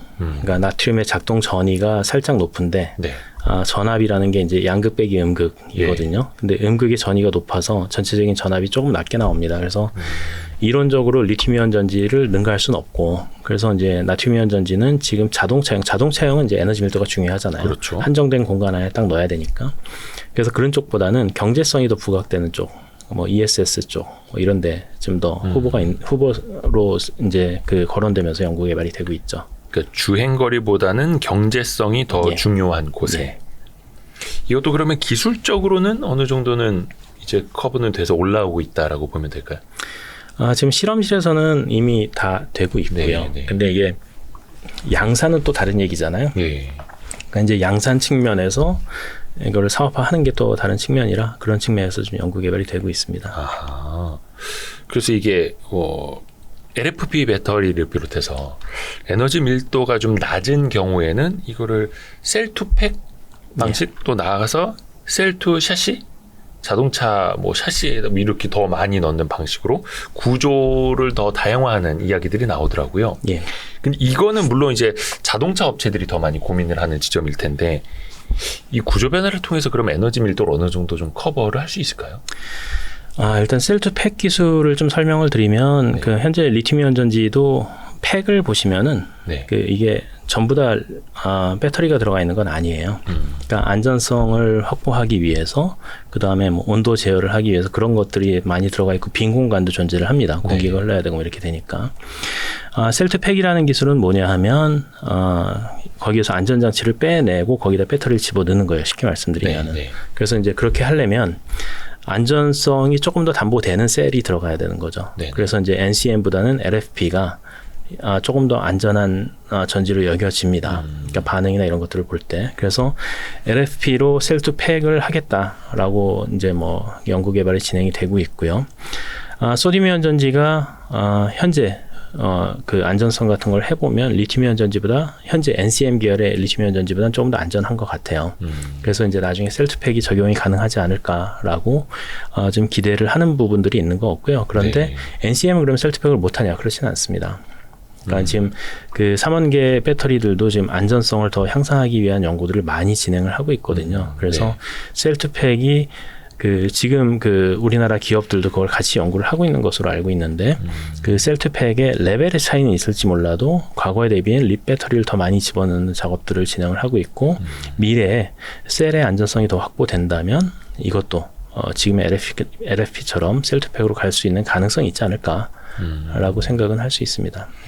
그 사이에서 어떤 그 첨가제, 그 전해액에 들어가는 뭐 첨가제를 통해서 안정성을 더 높일 수 있고 주행거리도 좀 더 높일 수 있고 그런 기능들도 지금 많이 개발되고 있나요? 그 전해액 첨가제는 이제 다양한 용도로 좀 개발이 되고 있어요. 예, 뭐 난연성을 부여하기 위한 거, 뭐 출력을 좋게 하기 위한 거, 이렇게 여러 가지 이제 그 개발이 되고 있고, 네. 이거를 이제 특정 용도에 따라서 얘가 자동차에 들어가냐, 뭐 아니면 다른 핸드폰에 들어가냐, 뭐 오토바이에 들어가냐에 따라서 서로 다른 첨가제를 선택해서 기업들이 선택해서 넣겠죠. 그래서 네. 그런 첨가제 차원에서도 그 뭐 연구가 많이 되고 있고요. 그에 더해서 뭐 양극 소재, 음극 소재도 많이 연구가 되고 있고요. 예. 다 같이 종합적으로. 예. 혹시 센터장님이 보시기에는 차세대 2차 전지가 가장 빨리 나온다면 리튬 이온 전지를 어떻게 보면 대체하거나 일정 부분이라도 더 보완해 줄 수 있다면 어떤 게 가장 빠를 거라고 보세요? 일단은 미리 말씀드리면 리튬이온 전지를 완전히 대체한다는 개념은 아니고요. 네. 그런 거는 앞으로 최소한 1, 20년은 일어나지 않을 일이라고 생각이 네. 되고요. 현재 리튬이온 전지가 대세로 좀 네. 진행이 될 거고, 근데 그 안에서도 보면은 진짜 안전성이 더 중요한 영역, 혹은 경제성이 훨씬 중요한 영역, 그런 것들이 존재를 하잖아요. 네. 그런 부분들의 일부 대체는 있을 겁니다. 그런데 이제 만약에 그런 전지를 꼽으라고 한다면 현재로서는 전고체 전지하고 소듐이온 전지, 나트륨이온 전지를 얘기를 할 수 있을 것 같습니다. 그것도 용도에 따라서. 그렇죠. 예. 근데 리튬 이온 전지가 완전히 대체될 일은 1, 20년 안에는 없을 거다. 그러기는 어렵습니다. 예. 그 전고체 배터리도 리튬 이온 배터리잖아요. 그렇죠. 이제 전고체 전지는 리튬이온 전지랑 컨셉이 거의 똑같은데, 네. 가운데 이제 전해액이라는 게 전해질이 들어가 있는데, 리튬이온 전지는 그게 액체인 거고요. 전고체 전지는 그 부분을 고체로 바꾸면서 그 주변에 필요한 부분들을 같이 개선해가는 그런 전지라고 보시면 됩니다. 그 어떤 분이 묘사해 주신 거 들으니까 그 전고체 배터리는 그 안에 있는 전의 액을 뭘로 바꾸느냐에 따라서 이제 성능 그걸 이제 빨리 대체를 해야 되는데 그 우리 센터장님이 묘사해 주신 거구나. 그 중간에 그 전의 액을 고체 전해질로 바꾸면 수영장을 왔다 갔다 하는 거를 모래 속에서 왔다 갔다 하는 거랑 마찬가지로. 직접 말씀하신 그 제가 묘사를 했던 건가? 근데 내가 얘기해 놓고도 기억을 못 하지? 제가 처음에 공기를 전해질이라고 표현을 했더니 그러면 그 전고체 전지는 모래군요. 이렇게 얘기하셨죠. 제가 창시한 겁니다. 근데 사실 그 중간에 있는 전의 액을 대체를 해야 말 그대로 그걸 고체로 만들어야 하는데 그게 제일 어려운 거잖아요. 그렇죠. 예. 지금 어디까지 와 있는 거예요, 이게 기술이? 일단 원래 아주 과거에는 그 고체를 통해서 이온 전달은 어렵다라고 생각을 했는데 그게 가능하다라는 게 이제 처음에 그건 일본에서 또 발견이 됐어요. 그래서 아까 우리가 초기에 일본이 좀 많이 예전 같지는 않다라고 네. 얘기했지만 차세대 전지 기술에 대해서는 아직도 일본이 그 특허나 이런 게 많이 나와요. 그래서 그 전고체 전지로 다시 돌아가면 고체 전해질 그러니까 고체에서 이온이 전달되는 게 일본에서 처음 개발이 됐고 네네네. 그걸 바탕으로 꽤 오랜 기간 지금 연구를 해오고 있습니다. 그래서 네. 액체 전해질보다 살짝 못하지만 비슷한 수준의 이온 전도도까지는 올라와 있는 상태고요. 다만 얘를 이제 전체적으로 셀을 만들 때 양극, 음극 쪽이나 이런 데도 그 이온 전달이 다 돼야 되잖아요. 액체 전해질은 자기가 스며들어가서 다 적셔주면서 이온 전달 경로를 다 만들어주는데 고체는 그런 일을 안 해요. 그렇기 때문에 이제 양극, 음극에 넣어주는 그런 공정 기술도 개발을 해야 되고요. 그거에 더해서 아직까지는 얘네들이 이제 그 고체 전해질 크게 이제 뭐 황화물계랑 비황화물계로 이게 나눠지는데 황화물계는 전기화학적인 특성은 어느 정도 나오는데 얘가 이제 그 대기 수분 안정성이 안 좋습니다. 그래서 공기 중에서 다루기가 어려워요. 그래서 이제 그걸 확보해야 되는 일이 있고 그게 상대적으로 좀 양호하다고 하는 산화물계 같은 경우는 아직 전기화학 특성이 이렇게 좋지가 않아요. 네. 그래서 그거를 올려야 되는 게 있고 그래서 아직 조금 더 할 일이 많이 남아 있습니다. 이게 어떤 기업에서는 26년, 어떤 기업은 뭐 30년, 예. 또 일각에서는 이거는 전고체 배터리는 아예 기술 자체가 어려울 거다, 상용화까지는 불가능할 거다, 또 이렇게 보시는 분들도 있고요. 뭐 이제 다양한 시각이 존재할 수 있긴 하지만 뭐 저도 제 개인적인 생각을 말씀을 드린다면 전고체 전지는 언젠간 상용화가 될 것 같은데 뭐 지금 뭐 2020 몇 년, 30년에 상용화한다라는 게 이제 일반 소비자들께서는 그거를 그러면 내가 전고체 전지 탑재한 자동차를 사서 탈 수 있는 거야라고 생각할 수 있겠지만 그건 아닐 거라고 봐요. 그러니까 기업에서 이제 데모를 하기 위한 어떤 소형 혹은 뭐 있더라도 좀 풀 성능을 나타내지 않아도 작동되는 걸 보여줄 수 있는 수준이 나오지 않을까라고 생각을 하고 있고요. 우리가 이제 과거에 리튬이온 전지를 보더라도 91년에 상용화가 됐지만 이게 자동차에 들어가는 건 2010년 중반쯤부터 2010년대 중반쯤부터 이제 슬슬 들어가기 시작했어요. 최소한 15년 뭐 이렇게 좀 검증이 된 거잖아요. 25년이네요. 따지고 25년 검증이 된 거잖아요. 지금 이차전지 기술이 과거에 비해서 이제 많이 개선이 됐기 때문에 그 정도 시간은 아니겠지만 그래도 자동차에 들어가는 거는 조금 검증을 해서 들어가야 되지 않을까 해서 시간이 조금 더 필요하지 않을까라고 생각을 합니다. 전고체 배터리 자체 기술을 완성을 하는 것도 먼 일이고 이게 또 상용화가 되느냐? 그거를 전기차에 실제로 싣느냐? 이거는 이제 단계별로 더 지켜봐야 되는 이야기예요. 기업들도 열심히 연구를 하고 있긴 하지만 뭐 여러 가지 선언은 하지만 2030년에 일반 소비자가 사서 탈 수 있는 전기차에 들어가는 거는 아닐 거라고 생각을 합니다. 그것도 자동차 업체들이 당시 또 가격이라는 게 있을 거고. 그렇죠. 전고체 전지도 이제 만약에 상용화가 됐다 해도 얘네들의 가격을 그래도 이제 리튬이온 전지랑 비슷한 수준까지는 끌고 와야 되잖아요. 그러면 이게 또 규모의 경제로 가야 돼요. 그걸 하기 위해서도 좀 준비하는 시간이 좀 필요합니다. 그러면은 2030년 되더라도 그때는 가격이 너무 비싸서 그렇죠. 진짜 뭐 억 단위 차 아니면은 쓸 수가 없고 만약에 자동차에 탑재돼서 나오더라도 우리가 아주 초기에 그 전기차 아직 보급 안 됐을 때 테슬라 모델 S 사는 느낌 뭐 이런 느낌이 되겠죠. 2억짜리 막 이런 느낌. 그러네요. 그래서 물론 이제 시간이 지나서 또 어떻게 또 발전이 될지는 지켜봐야 되겠고요. 자원, 원재료, 뭐 리튬, 뭐 니켈 가격 이야기를 했습니다만 그러다 보니까 점점 더 그 폐배터리 재활용에 대한 중요도는 올라가는 것 같더라고요. 어떤 광물에 대한 중요성만큼이나 폐배터리 재활용 이것도 이제 하겠다라는 회사들은 되게 많은데 이걸 재활용할 수 있는 기술력이 지금 어느 정도까지 올라와 있는지 센터장님 어떻게 보세요? 지금도 재활용은 하고 있습니다. 실제 사업을 하고 있고요. 그래서 지금은 뭐 아직까지 양이 많지는 않지만 몇 년 후 되면은 네. 폐전기 자동차 많이 폐차. 나오겠죠. 예, 근데 그럼 그 안에 있는 배터리들이 이제 사용 후 배터리라고 표현하는 게 맞을 것 같아요. 네. 망가진 것도 있겠지만 또 어느 정도 온전한 것들이 꽤 많아요. 성능이 좀 떨어진 거지. 그래서 네. 그 사업을 해야만 되는 사업이고요. 그러니까 환경을 위해서라도 탄소 중립을 위해서라도. 근데 이제 지금도 그 사업을 하지만, 네. 근데 이제 이걸 점점 더 효율적이고 경제성 확보하고 탄소 중립에 도움되는 방향으로 기술 개발해가는 게 중요한 거거든요. 네. 예. 그래서 그런 일들을 지금 기업들이 많이 준비를 하고 있습니다. 이것도 폐배터리를 재활용하려면 중간에 어떤 화학 처리 과정도 거쳐야 되는 걸로 알고 있는데 예.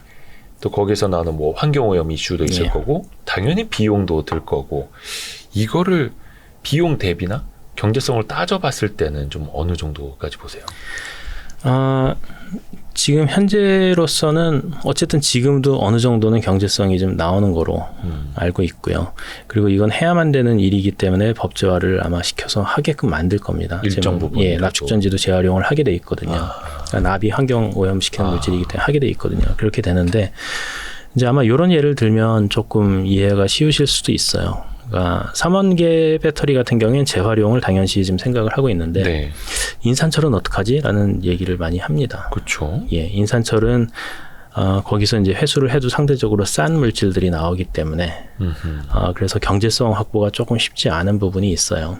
그렇다더라고요. 예, 그래서 이제 그런 것들을 아마도 앞으로 점점 논의해가면서 종합적으로 고려를 해서 어떻게 나갈지 그런 것들을 좀 논의한 사항들이 많이 생기지 않을까 싶습니다. 근데 일단 3원계 전지 같은 경우에는 재활용을 경제성도 좀 어느 정도 확보할 수 있을 것 같고 네. 또 해야만 되는 일이기 때문에 이 사업은 아마 크게 일어날 거라고 생각이 됩니다. 근데 이제 만약에 저가용 차량들 LFP 배터리를 차량들이 많아졌고 그걸 나중에 폐차를 해서 LFP 배터리도 정부에서 의무적으로 저것도 해체해서 다시 활용하도록 하세요. 재활용하세요. 라고 하면은 이 업체들 입장에서 조금 난감해질 수도 있겠네요. 그렇죠. 지금 이제 그 어떤 얘기들이 나오냐 하면 재활용을 할 수 있는데 기술적으로 못하는 건 아니에요. 네. 앞으로 이제 더 경제성이 있는 어떤 공정이 만들어질 수도 있고요. 네. 하지만 지금 보면 저걸 재활용해서 배터리를 다시 만드는 거랑 네네. 그냥 광물 사서 만드는 거랑 비교했을 때 가격 차이가 너무 많이 나는 거예요. 그러니까 이게 더 재활용한 게 더 비싸지는 경우가 되면 그렇게 되면 이제 조금 할 이유가 없어지는. 좀 고민이 많아지는 거겠죠. 그럼 또 이제 정부에서는 이걸 또 어떻게 강제할 거냐, 규제할 예, 거냐, 그걸 예. 또 생각을 하겠죠. 예. 참 지금 그러면 전기차 사면 배터리는 차 주인 거겠죠? 이게 뭐 계속 바뀌고 있는 거로 계속 바뀌는지 하여튼 뭐 예전에는 지자체에서 뭐 나중에 소유한다 이런 얘기도 보조금을 있었는데 주기 때문에 지자체 거다라고 보는 측이 있고 예. 또 나중에 이게 보험이 되면은 예. 보험사가 이거 사용권을 요구할 수도 있다라는 말이 있고. 지금 정확하게 어떻게 되는지 모르겠지만 기본적으로는 차량 소유주 거 아닐까 이렇게 생각이 되는데요. 그렇게죠. 샀다면 예. 그 정부가 보조금을 준 것도 그 차량을 많이 보급시키기 위한 보조금이었지. 그게 아마 단서 조항 어디 있을 거예요. 예. 그래서 근데 아마 이 말씀을 하신 게 네. 나중에 리스 개념 때문에 아마 말씀을 하신 것 같은데. 그것도 있고, 예. 예, 그래서 지금 제가 그 차량 소유주까지는 잘 저는 네, 연구 네, 개발하는 네. 입장이라 그 전반에 대한 걸 조금 보긴 하지만 배터리 관련된 건 보지만 자동차에 어떻게 네. 되는지까지 정확히는 알지 못해서 이제 미래에는 그 전기차를 좀 더 쉽게 보급하기 위해서 리스 개념으로 들어가는 경우가 아마 모델이 개발될 수도 있을 것 같아요. 얘기가 조금씩 나오고 있어요. 그래서 네. 어떤 거냐면 차량 가격을 주고 사고 네. 배터리 가격은 할부 내듯이 우리도 지금 정수기 매달 할부로 네, 내는 네, 그런 거 네. 있잖아요. 그 네. 뭐 월 사용료 내는 그런 네. 형태로 하는 개념도 좀 나오고 있는 것 같습니다. 그러면 소비자들의 부담을 조금 줄여줄 수 있는 초기 부담을 줄여줄 수 있는 그런 방향이 되겠죠. 리스나 렌탈 방식에. 예. 근데 또 중국에서는 뭐 물론 이제 아주 일부 지역에서만 그렇게 하는 거겠습니다만 자동차가 갔을 때 밑에서 배터리를 아예 딱 빼갖고 탈착해서 자동으로 충전된 거 다시 바꿔서 끼워주고 예. 이런 사업을 하는 것도 있더라고요. 예. 근데 어떤 분들은 그거는 미친 짓이다. 효율이 안 나온다. 그러면 모든 자동차가 다 규격화되어 있어야 되고 이거를 그럼 전국에 깔아야 되는데 그 비용이 만만치 않을 거다. 또 이렇게 말하는 분들이 있더라고요. 이게 이제 그 충전 시간이 이제 많이 고민이 될 때, 네. 그때 이제 탈착식도 많이 얘기가 나왔었어요. 그래서 테슬라도 그걸 했었어요. 테슬라도 이제 어디 영상 찾아보시면 어떤 차는 주유소 들어가서 주유하고 나가고, 예. 테슬라 차는 와서 탈착해서 나가는데 얘가 먼저 나가는 걸 보여주면서 뭐 앨런 머스크 이렇게 막 뭐 약간 좀 네네네. 데모하듯이 이런 게 있잖아요. 네. 그런 걸 보여주는 게 있었어요. 그리고 중국에서도 그거를 좀 뭐 실행하고 있는 것도 있고 한데, 이제 탈착식을 하면 그것도 하나의 좋은 비즈니스 모델이 될 수는 있는데, 네. 근데 문제는 뭐냐면, 모든 자동차가 동일한 형태의 배터리팩을 쓰거나, 그렇죠. 하다못해 이제 차종에 따라서 몇 개 나눠갖고, 몇 개 이렇게 나눠서 이제 네. 몇 종류를 쓰거나 이렇게 해야 되는데, 일단 그게 가능할까라는 것도 있고요. 또 하나의 이슈는, 물론 내 소유는 아니지만, 남이 그러니까 뭐 다른 데서 리스 뭐 빌린 거 네. 렌트를 한 걸 붙였을 때 사고가 나면 이건 또 누구 책임이냐. 그러니까 뭐 무슨 문제가 있으면 그런 문제도 좀 있고요. 그리고 그게 그렇게 사업화가 계속 이어나가기는 쉽지 않지 않을까라는 생각도 조금 들긴 해요. 뭐 이건 뭐 개인마다 생각이 다르니까. 그런데 이제 최근 그게 이제 결국엔 다 급속 충전 때문에 네. 얘기가 나오는 건데. 얼마 전에 미국에서 이제 조사를 했대요. 소비자들한테. 네. 급속 충전에 대해서 얼마만큼 필요하다고 생각하냐. 이제 네. 수요 조사를 한 거죠. 그랬더니 급속 충전에 대한 수요가 예전보다 많이 줄었어요. 오, 그래요? 그래서 이제 과거에는 우리가 인프라가 갖춰져 있지 않고 네. 내연기관 자동차를 타는 어떤 그런 습관에 뭐 이렇게 있으면은 가다가 들어가서 주유하고 나가는 게, 그러니까 네. 충전하고 나가는 게 정상이라고 생각을 했는데 지금 이제 전기차 가지신 분들은 그렇게 안 하잖아요. 그러니까 집밥을 먹이려고 노력을 하죠. 밥에 그냥 꽂아놓고 자고 나와서 타고 집에 가서 나가고. 충전을 하고 직장 가서 충전을 하고 장 볼 때 충전을 하고 이런 것들을 많이 하잖아요. 그렇게 되면은 급속 충전에 대한 수요가 많이 줄어듭니다. 이제 한 군데 이제 필요한 데가 고속도로인데 네. 뭐 그것도 저는 나중에 해결 방법은 있다라고 봐요. 뭐 우리 뭐 보조 배터리 달아서 핸드폰 다 쓰는데 네. 그 차도 그거 못할 이유는 없을 것 같거든요. 그래서 이제 그런 것들로 생각하면 이제 이거는 미래에 벌어질 일이지만 그러면 탈착식이 좋으냐 네. 아니면 내 차를 그냥 자주 충전할 수 있는 그런 환경을 만드는 게 좋으냐를 생각을 해야죠. 네. 물론 이런 얘기 제가 어디 가서 하면 지금 뭐 그 아파트나 이런 데 충전기가 많지 않은데 뭐 이렇게 얘기를 하는데 그렇죠. 그거는 이제 좀 앞으로 인프라가 더 확충이 되면 조금 바뀔 수 있는 그런 상황이라고 생각이 됩니다. 아하, 그래서 완속 충전기라도 많이 깔리면 급속 충전기에 대한 니즈는 좀 떨어질 수 있는 거고. 예. 차가 서 있는 시간은 언제나 충전할 수 있게 만들어준다면. 네. 근데 그게 혹시 그 완속이나 급속이나 또 급속 충전기도 종류가 많고 자동차 업체마다 이 커넥터 규격도 다르고 다 다른데 이 충전 속도를 받아들이는 게 배터리의 어떤 뭐 소재라든지 배터리의 구성에 따라서 또 달라질 수도 있나요? 아니면 그거랑 완전 무관한 거예요? 연관이 되죠. 연관이 돼요. 왜냐하면 이제 일단 소재 단으로 내려가도 이 소재도 리튬을 얼마나 빨리 받아들일 수 있는지 얼마나 빨리 내놓을 수 있는지 이걸 율특성이라고 하거든요. 그래서 그런 것들이 좀 어느 정도 그 정해져 있다기보다 소재마다 뭐 연구자들이 더 개선을 하긴 하지만 네. 지금 현재로서의 어느 정도까지 가능하다라는 건 있습니다. 그래서 그 소재 단에서의 문제도 있고요. 이제 배터리 충전한다는 게 그 소재 혼자 받아들이는 게 아니고 이게 전기를 뽑아내야 되잖아요. 네. 그럼 그 단자에서의 뭐 전도터도 문제가 되고, 뭐 충전하는 입장에선 보면은 전기를 그만큼 공급을 해줘야 되니까 네. 얼마만큼 줄 수 있냐 그런 문제도 다 같이 고려를 해야 되는 거죠. 책 제목이 2차 전지 승자의 조건이에요. 예. 승자의 조건. 이것도 어떻게 보면 이제 기술뿐만이 아니라 산업적인 이야기도 담고 계시는 건데, 승자가 되려면 잘 만들고 많이 만들어서 많이 팔면 될 텐데 지금 일단은 배터리 생산 공장이 계속 해외로 나가지 않습니까? 예. 전기차 보조금 문제도 있는 거고 특히 뭐 미국에서 특히나 더 어떻게 보면 이제 압박을 하는 것도 있고 그러면 우리나라 셀 업체 입장에서는 어쩔 수 없이 지금 미국이나 해외로 생산 공장 뭐 헝가리, 폴란드 그쪽으로 갈 수밖에 없을까요? 이건 어떻게 뭐 선택의 문제도 아닙니까?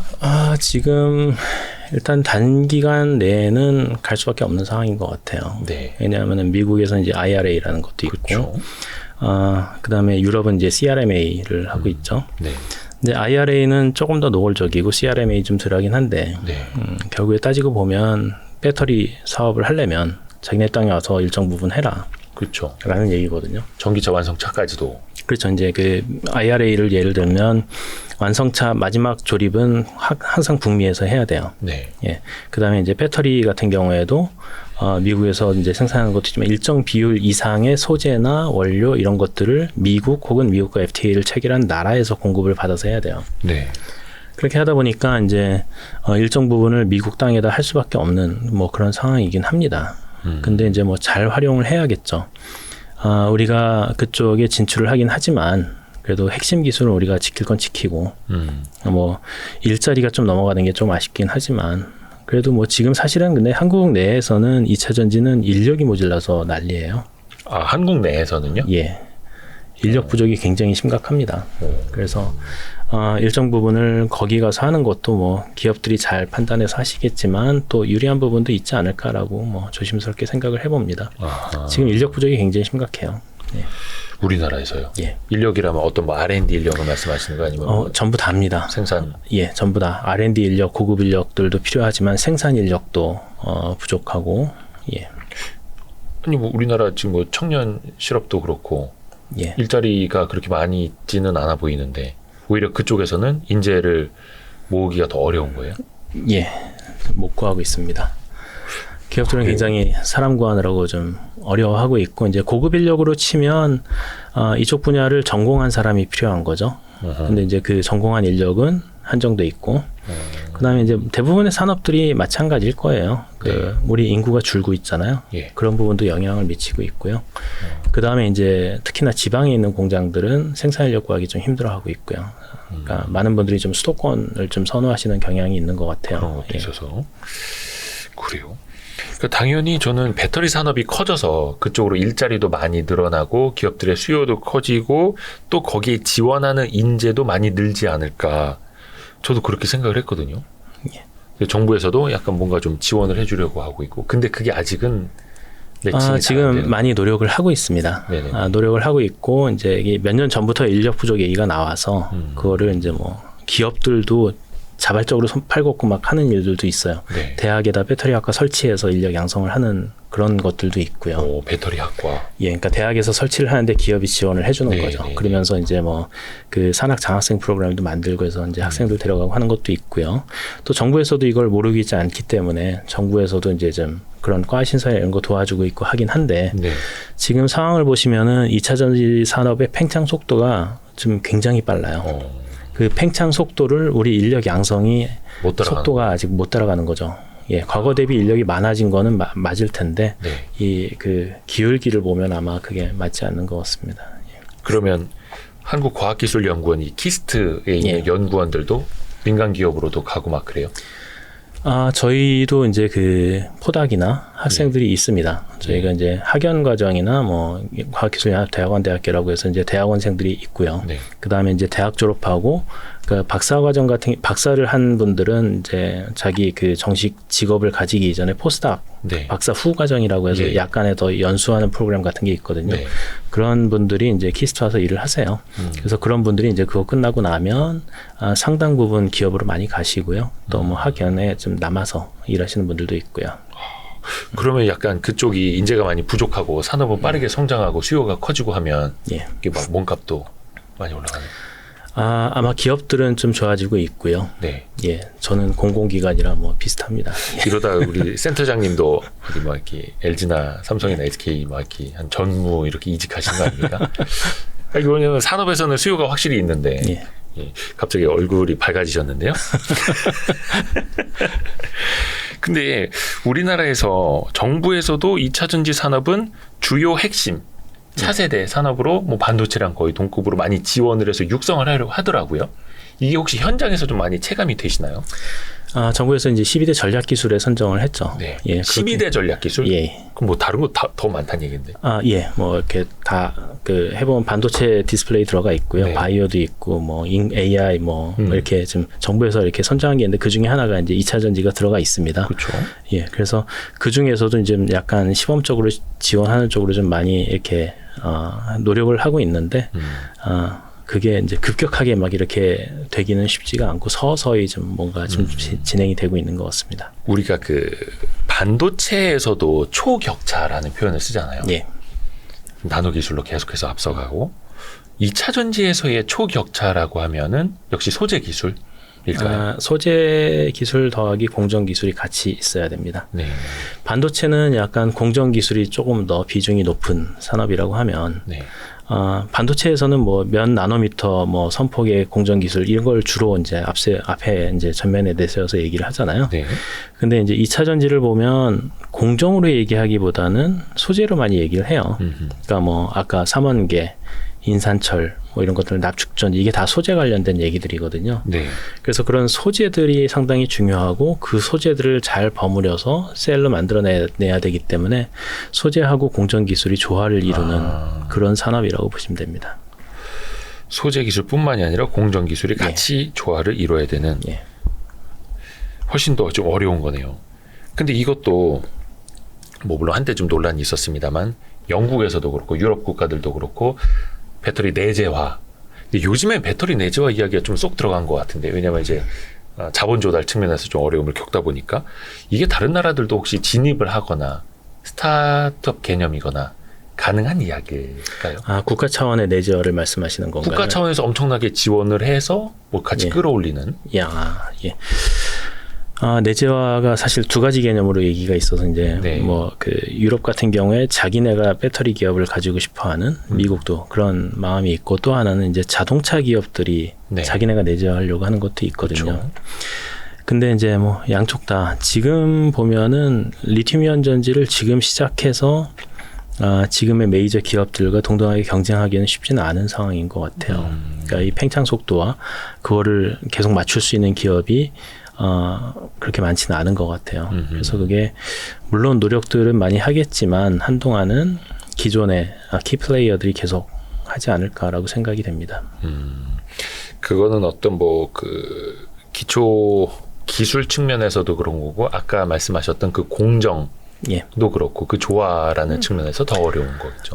그렇죠. 이제 기술도 그 기술이라는 게 특허가 몽땅 다는 아니고 그 안에 노하우도 있고 뭐 여러 가지가 있거든요. 그래서 뭐 우리 기업들도 보면 굉장히 오랫동안 2차전지 사업을 하면서 소형에서 체력을 다져서 이제 중대형으로 넘어가는 그런 상황이고 많은 기업들이 그렇습니다. 근데 그거를 지금 그 해외 기업들이 갑자기 시작해갖고 그렇게 따라오기 쉽지는 않을 거고요. 전기 자동차가 팽창이 되면서 이거를 캐파를 대기 위해서 매년 좆대 증설을 해야 되는 네. 몇 조씩 집어넣어야 되는 그런 상황인데 그거를 하기도 좀 쉽지가 않은 그런 상황이죠. 그래서 기존 키 플레이어들이 투자받아가면서 계속 증설해 나가지 않을까 하는 생각이 있고요. 거기에 더해서 이제 서플라이 체인도 좀 다 갖춰져 있어야 되고 그러니까 전지를 만들려면 양극, 음극, 전해질, 분리막도 있지만 뭐 이 기타 부자재 굉장히 많거든요. 그것들이 다 공급의 서플라이 체인이 완성돼 있어야 되는데 지금 어느 기업이 갑자기 들어서 그걸 하기에는 쉽지가 않은 그런 상황으로 보입니다. 근데 그런 것들을 우리 입장에서는 항상 주시하고 경계하고 우리가 더 기술 개발하고 앞서 나가려고 노력을 해야겠죠. 그러니까요. 그 초격차를 우리는 만들어 가야 되고 더 벌려야 되는 거여서 끊임없이 연구 개발을 해야 되는 거고. 아까 뭐 잠깐 자원의 이야기도 같이 했는데 그래서 많은 기업들이 뭐 리튬 염호를 확보한다라든지 어떤 뭐 광산 채굴권을 확보한다라든지 이야기를 좀 많이 하고 있는데 이거는 사실 정부랑 기업이 사실 좀 같이 할 필요도 있겠죠. 자원을 확보 그렇죠. 측면에서. 일단 뭐 최전방에 서 있는 건 기업들이긴 하겠지만 그거에 대해서 정부에서 많이 도와줘야 될 겁니다. 그래서 지금 우리 기업들이 해외 자원들을 확보하려고 많이 노력을 하고 있거든요. 그러니까 뭐 기업들 전지 회사도 그렇고 소재 회사도 그렇고 이제 리튬을 확보하기 위한 그런 노력들을 많이 했고요.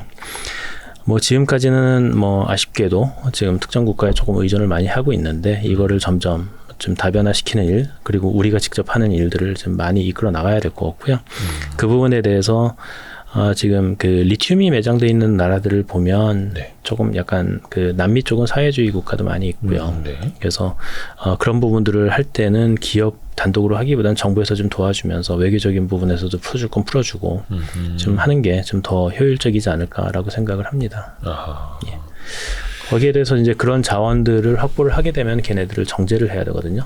그렇죠. 근데 이제 그 정제하는 게 좀 온실가스나 뭐 안 좋은 뭐 가스나 뭐 폐수 같은 것들이 많이 나오는 공정이에요. 지금 현재 네, 있는 환경 것들은. 오염. 그래서 그게 그래갖고 좀 지금의 자원 그 원료 편중이 있은 이유기도 하거든요. 네. 예, 중국에선 그걸 별로 신경을 안 쓰기 그렇죠. 때문에. 그래서 이제 그런 것들은 이제 친환경 공정으로 바꿔가면서 뭐 우리나라에서도 할 수 있게 하고 뭐 아니면 현지에서도 할 수 있게 하거나 이렇게 해서 좀 다변화해가는 그런 일들도 좀 해야 될 거라고 생각이 됩니다. 아하. 그러니까 그 원재료, 리튬을 비롯한 원재료를 수급하는 것뿐만이 아니라 정제하기 위해서 중국을 거쳐오는 것도 예. 이걸 더 다변화하고 예. 국내에서도 할 수 있게 친환경 공법도 예. 계속해서 개발을 하고 예. 굉장히 복잡한 일이네요. 예, 뭐가 많은 산업입니다. 그러네요. 그러니까 센터장님이 보시기에는 이게 배터리 산업은 어떻게 보면 또 이제 시작일 수도 있겠습니다.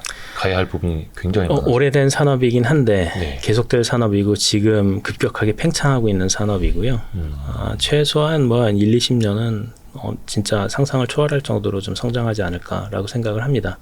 근데 그 얘기는 경쟁도 굉장히 치열하다라고 보시면 됩니다. 예, 그래서 우리가 지금 현재 뭐 기술로서는 1등이라고 조심스럽게 얘기를 하고 있고요. 그런데 이거를 유지하려면 그리고 이제 중국에서는 저가 가격을 가지고 이제 그 무기로 이렇게 시장 진출을 하고 있잖아요. 그러면 네. 그걸 우리가 이길 수 있는 방법은 사실은 기술이에요. 그래서 그러한 기술 개발을 꾸준히 해가면서 초격차라는 게 내가 서 있는데 쟤도 서 있어서 이렇게 거리가 있는 게 아니고 둘 다 뛰고 있는데 엄청난 속도로 뛰고 있는데 격차를 유지하자는 거잖아요. 네. 그렇기 때문에 꾸준한 기술 개발을 해야만 되는 그런 상황입니다. 쉽지는 않습니다만 그러니까 우리나라가 그 기술 강국이 되어 왔던 거고 네. 앞으로도 머물지 말고 초격차를 이뤄나가야 되는 거고 또 거기에는 한국과학기술연구원 에너지저장연구센터도 또 한 몫을 하고 계시는 거고요. 여기에서도 이제 더 많은 활약 또 좋은 소식들 많이 또 기다리고 있겠습니다. 네. 네, 오늘 정경윤 센터장님과 함께했습니다. 고맙습니다. 예, 감사합니다. 아이고, 감사합니다. 고생하셨습니다.